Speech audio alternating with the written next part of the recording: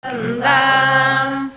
отырды көзіңменен, сездіруге байлығың ба, бала махаббатыңды, терезенің жақтауына ойып жаздым атыңды.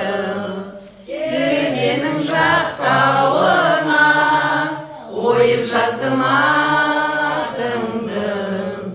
Каретті бақар таңға, қош бол енді бала көктем. Бізді алыс сапарларға шақырады